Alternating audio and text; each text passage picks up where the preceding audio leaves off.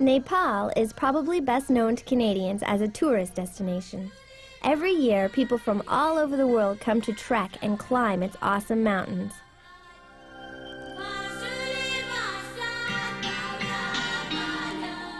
As a small landlocked kingdom, it was closed to foreigners until the 1950s. Rural villages were isolated from each other, and basic sanitation and health care was almost non-existent for centuries.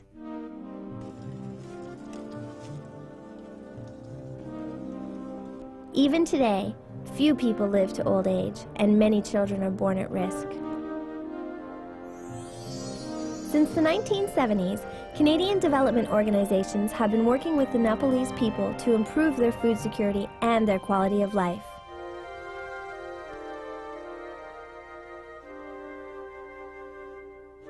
Maya Galan is an independent, young, single woman who needed to find a way to earn some money for herself and her family.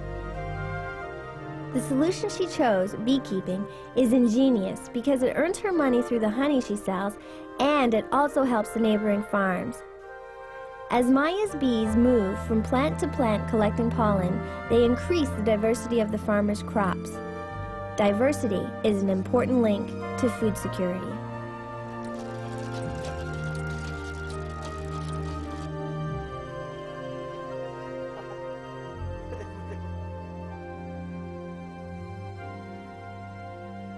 Plant biodiversity is now a huge global issue. All over the world, organizations like USC Canada are helping communities to establish seed banks so that they will always have good local seeds to use. This means that farmers are able to grow crops from seeds which have been tested in their own soils and climate, rather than spending money on imported seeds which may not be suited to their conditions.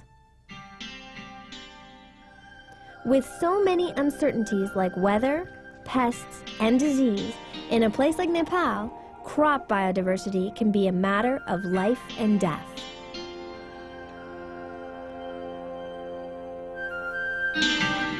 Nepal's terrain is great for hiking, but steep hillsides mean landslides and floods can wash away precious fertile topsoil.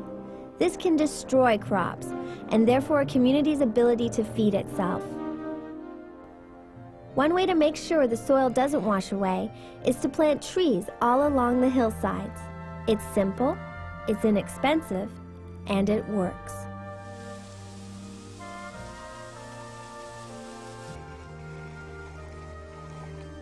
Nepalese farmers are now also managing the flow of water down through the terraced fields and improving soil conservation techniques through organic farming practices. Women produce much of the food for their country. As in Mali, women here have also had little say in the politics of their communities, but this is beginning to change with women like Maya. Her honey business offers her a financial independence women in her village have never had before. She has become an active member of the Women's Savings and Credit Group, and her ideas are listened to. Her example, in turn, gives other women confidence to start their own small businesses and to speak up.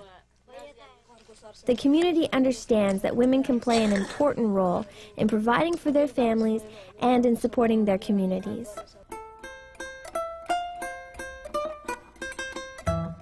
All people, no matter where they live, have the right to enough healthy, affordable food.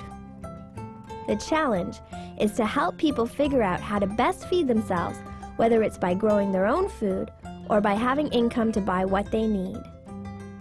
As we've seen, the solutions to all these problems are not complicated, nor expensive. Any problem, including hunger, can be solved if there's the motivation to do it. In Nepal and Mali and other countries, Canadians are working with Southern partners to find locally adapted solutions to tough but never impossible challenges. These are the quiet transformations that are beginning to change the world.